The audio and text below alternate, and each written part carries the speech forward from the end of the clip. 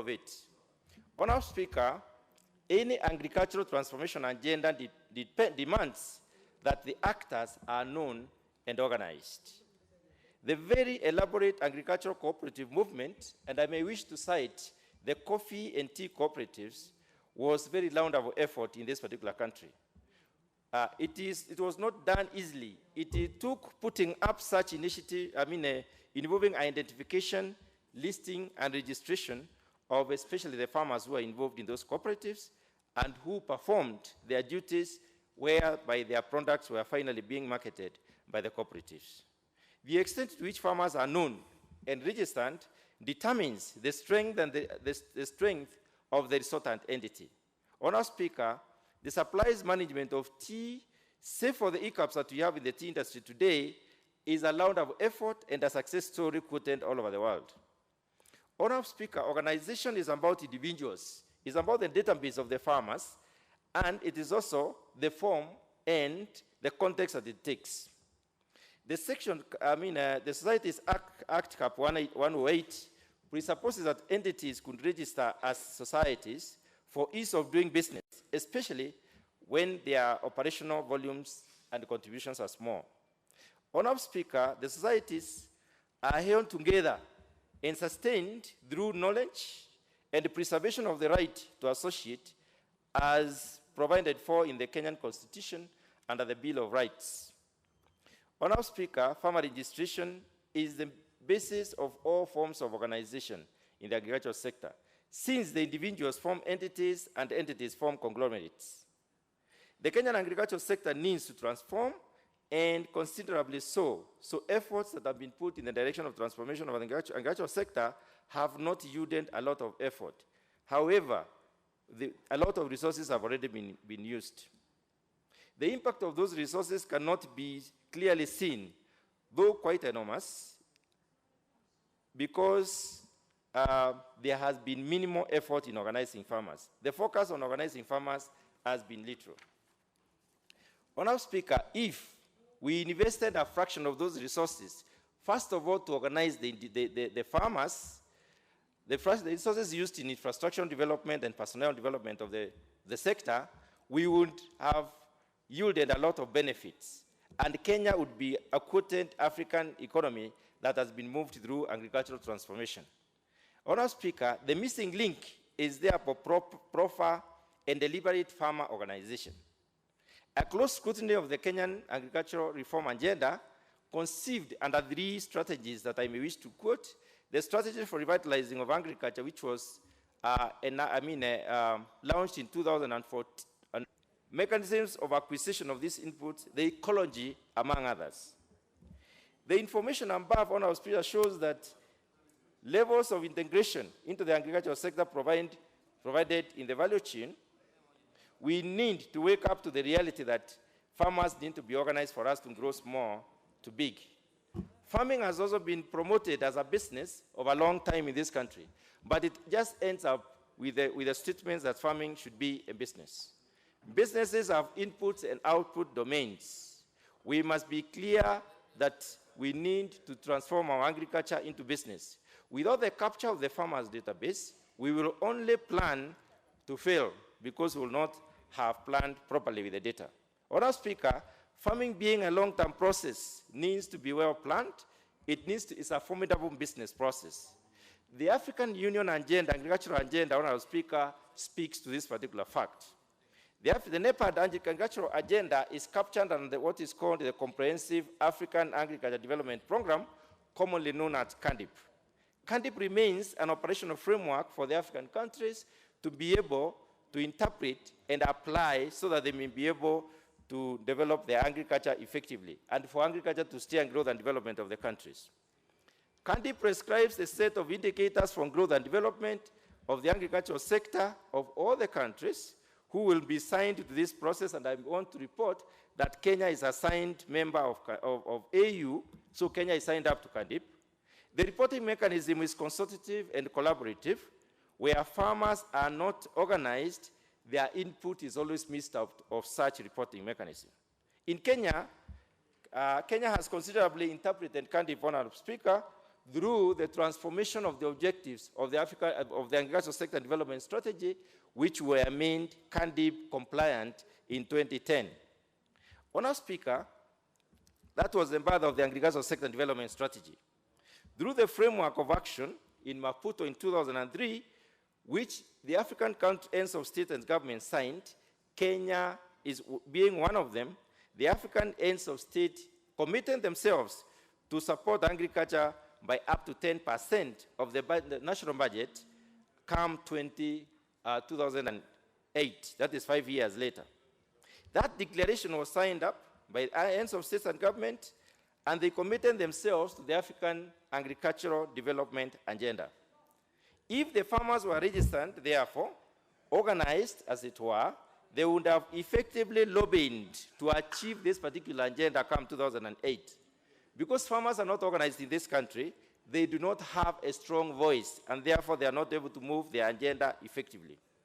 The same initiative was formed into a more laudable and more actionable framework 10 years later in Malabo as the Malabo Framework for Action. Just for information, Honorable Speaker, Kenya is a signatory. Kenya is therefore yet to meet our obligations, always excusing ourselves in the casting and interpretations. What I mean by casting and interpretation, Honorable Speaker, is that the agricultural sector is lumped up with the other sectors, the sectors in the rural development.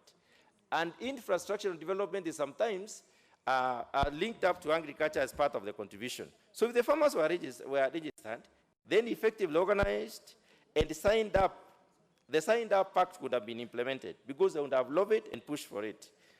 If we did, we had registered farm organization, not only the government would be in high alert, Honorable Speaker, but I believe even ourselves would be in high alert to listen to the farmers' issues, as it were. So for the Kenyan agriculture to work, we need an agrarian reform. If not an agrarian revolution, Honorable Speaker. Many efforts have been put in place and tried out in this country, but the options have not yielded the relevant results. We have initiatives like the AGRA, the Alliance for Green Revolution in Africa, which is trying to do something about agrarian reform, but it lacks in terms of the approach. AGRA sounds like it is bent to deliver Pan-African agricultural reform, but it falls short of a few issues that I may wish to mention. A revolution, Honorable Speaker, is an all resources, all efforts, all possibilities resolve. Honorable Speaker, we need a revolution in the agricultural sector for us to cause the needed agricultural domains to change for the better. We need to change our farming systems. We need to change our approach to agriculture. We need to change the sizes of our land. A revolution is therefore thorough, systematic, consultative, and highly resource-oriented. Looking at AGRA as an initiative to cause agrarian reform, it leaves us worried because very little, if anything, goes to the direction of registration, aggregation, or organization of farmers. Honorable Speaker, none of our countries have so far considerably prioritized agriculture.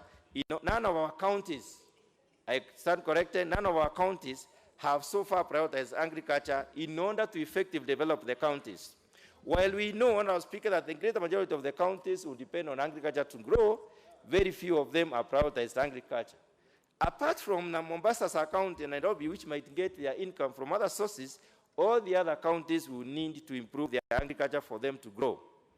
So farmer registration is the first step in realizing green revolution in Kenya, as it is in realizing green revolution anywhere else in the world. Farmers are the soldiers in this particular war. Borrowing from the developed world, Honorable Speaker, most countries grew from agriculture for them. Organized production systems, also called for zoning of the Arab land, and also determining the production zones based on the ability to produce. Industries are collocated with the production systems so that we may be able to be supplied with the raw materials. If we have to realize the Big Four agenda, then we must be able to organize our raw materials and link these raw materials to these industries. Honorable Speaker, farmers in this country have lost confidence in government-driven formations And I want to cite the case of cooperatives. The cooperative movement collapsed because a cooperative officer could change the decision of a cooperative board or a cooperative committee. And that is the reason why most of the farmers have no confidence in cooperative movement. Honourable Speaker, whether mature or otherwise, prepared or not, soon and very soon, the Kenyan farmers will be on their own. I would like to say that the Kenyan farmers will be their own because when you look at what is happening in the agricultural sector, most of the technocrats in the agricultural sector are retiring and the government is not replacing. Before we find farmers properly, purely on their own, we need to have the farmers organized so that they may be able to receive extension services or consultancy services through organized systems. Unless we have smallholder farmers organized, they may not be able to buy extension services as much as they also may not be able to buy the inputs. All they need is a supportive policy framework that will state the investment, which must be free of influence. These processes, Honourable Speaker, must be farmer-owned, farmer-driven, farmer-managed, and farmer-governed. That is why, therefore, it invites the need for a farmer organization to spearhead this particular process. Farmers trust their own. They believe in themselves, and they form and run their organizations. For that to happen, Honourable Speaker, farmer registration must be domiciled in the umbrella body of the farmers. An umbrella body of the farmers is one where the general and the multi-level organizations and also the specialized commodity associations are anchored. Such formations exist on our Speaker, which we have the structures that we have described, and the Kenya National Farmers Federation is one of them. In this organization, our Speaker, is older than the country itself. It was formed in 1947 and registered in 1949. And the organization has changed the form over time, and it is capable of managing the farmer registration and organization process. Honourable Speaker, farmer registration and organization is an expensive exercise. It cannot be done without government support. For such a process to succeed, in view of the importance, our government must spend the resources. Such resources, Honourable Speaker, are worth a lot more than any other form of investment that our government would come up with, because they unlock the potential for industrial development of this country through diversification and production of raw materials. Many industries, Honourable Speaker, mean better wealth creation for this country.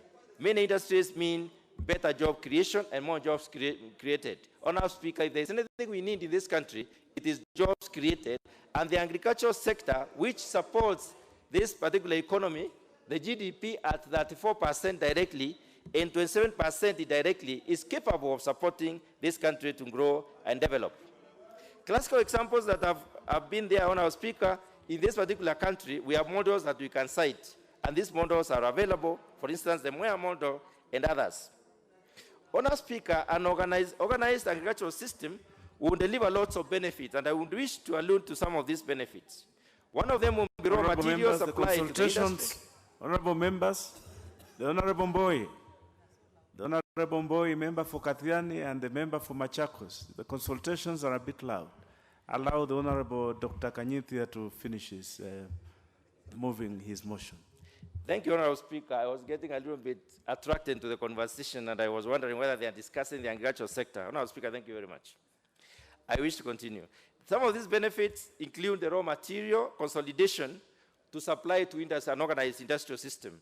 They include better investment environment through increased options and opportunities, also income to the farmers themselves and the other value chain actors, and more money to the commodity market itself. Better business environment, food and nutrition security, just to mention a few. Food and nutrition security, Honourable Speaker, is an outcome of an organized farmer system, especially the smallholder farmers as categorized.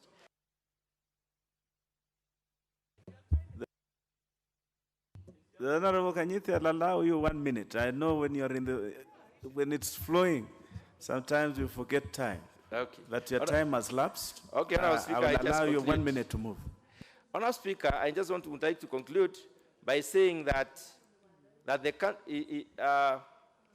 we could divide this country. How do we organize the farmers? First of all, divide this countryside into farmer clusters and catchments. These catchments, Honorable Speaker, would form what are called producer business groups. The producer business groups would have similar product orientation and could cluster to form agribusiness clusters. These agribusiness clusters are the ones that would own what we are calling warehouses by use of the warehouse resisting law that we passed in this house recently. And these warehouses will give farmers a steady income in terms of the value for their product and also in terms of keeping their products, as it were. These would also be the sources of raw materials for the industry if and when such industries are established. That way, Honorable Speaker, would have an agricultural transformation agenda that is realistic and that is targeted at sustainability. Honorable Speaker, with those remarks, and in the hope that I have communicated to my colleagues, I beg to move, and I call upon Honorable